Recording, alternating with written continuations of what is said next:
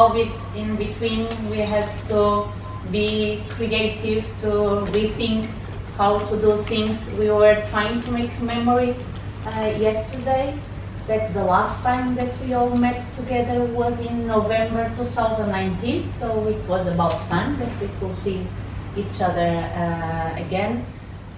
So in that regard, the project focuses on this common challenge of accelerating growth in key healthy food sectors in the Atlantic area by stimulating cooperation between different agencies, and also, which is, or we think, is the highest added value of the project, the development of training actions and the innovation support services in collaboration between the different partners.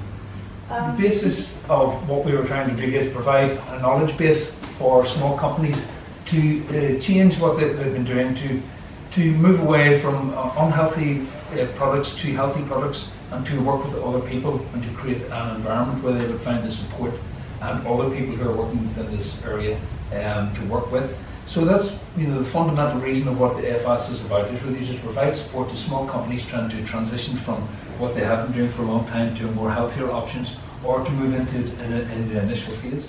Budget is something will change the development, the main object of the project change somehow. Well, certainly, I think that given that it was a health pandemic that happened and we were working on healthy food, all of a sudden people did begin to recognise how much that can impact on your general health.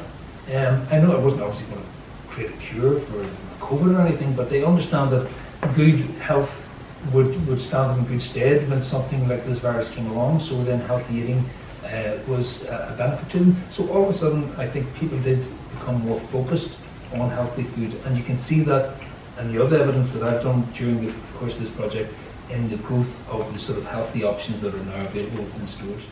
The objectives and purpose of the project were defined in a general manner in terms of supporting SMEs to develop new and innovative healthy food products. So in that sense, the pandemic has not impacted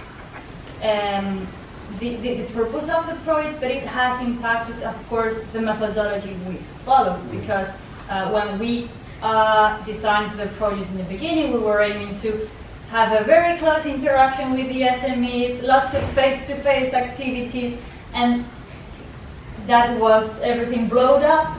So we have to redefine everything and find another ways to try to reach the same objectives, but through another methodologies. When we talk about shared planet, I bring here, of course, the sustainable goals of the UN. They predict that in 2050 the world's population will be of almost 10,000 million people. This represents more 30% of people eating, and will require an increase in 70% of food production in the world. So if food production is somehow impacting our environment, we should be aware of how we will go to increase the 70% of food production. Challenge. Also, So as part of this project, we surveyed SMEs because we were doing some market analysis and trying to understand trends. And SMEs definitely are aware of the fact that consumers are really interested in health and the importance of food for health and the potentially damaging effect that the wrong food can have on their health. Now, these were trends we identified earlier on in the project, but Susanna has you now up to date for 2022. And they're more precise than what's listed here. But there's broad themes that keep returning. And this is in terms of individuals' preferences. So we're aware of, there was a sort of a large, almost anti-meat movement because of sustainability fears. And we can see now that there's shifts in that with many of the things that have happened since. So people have gone for plant-based diets, perceived as more healthy, they're looking at fish and so on. And so these are things that have definitely influenced buyer behaviour. and then how food looks. So even as Susanna was putting up her various images, I was going, oh, that doesn't look very nice. Oh, that looks very nice. You know, it's an immediate reaction to packaging or to the actual food. So this is a whole other layer of consideration.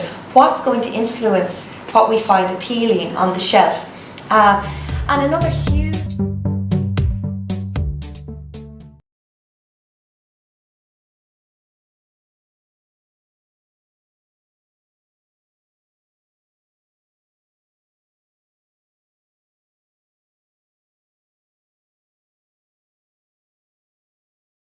Here with NUI Galway. I'm going to hand over to Jane Walsh and then we'll continue around the room.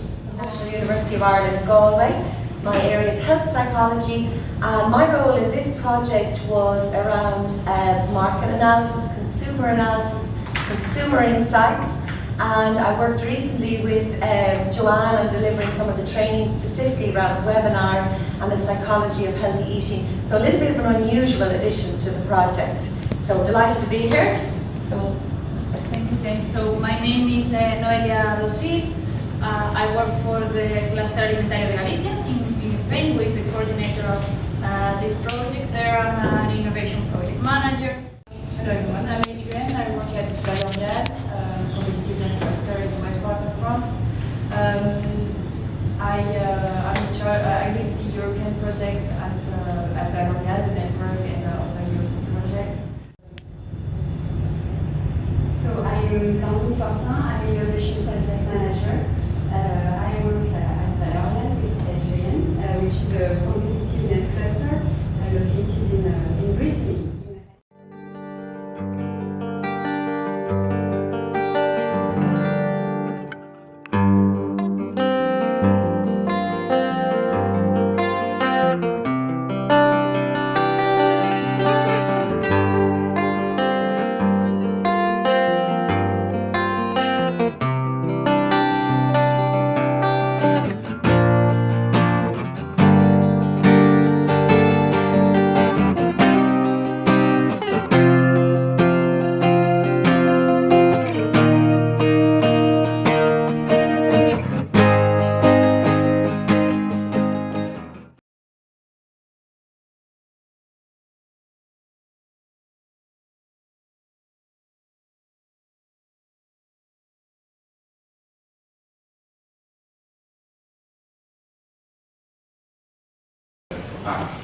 I won't be taking you too long because we are already a little bit delayed, but we will have time later on to visit the facilities as well as to talk a little bit about Colab4Food.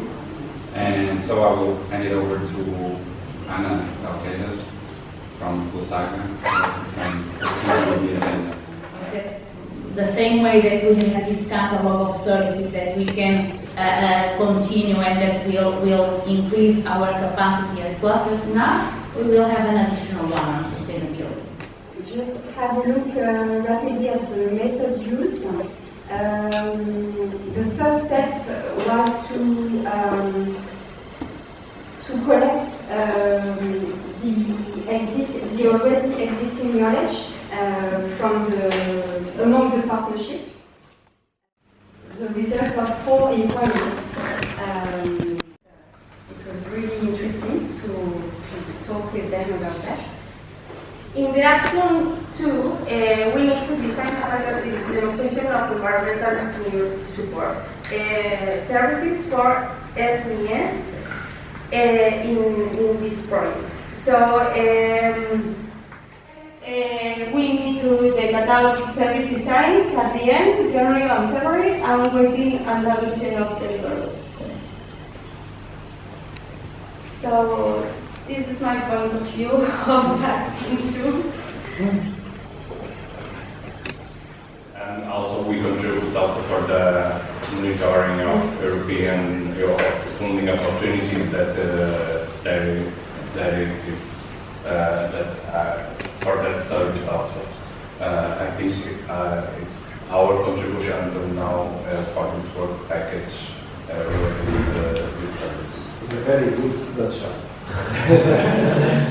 It's a team of 10 people, and we are divided in two main departments, which are knowledge division and market division.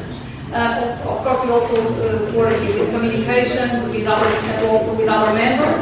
But what we really aim is to increase the competitiveness of Portuguese agro-food system. Right now, this is... We can incorporate them in different food matrices. Hello. So, for example, with algae, with enzymes, how to work with enzymes. I had to go to bed last night with my feet on 2 pillows. Yeah, she was sending me photos of her ankles when I was trying to go to sleep.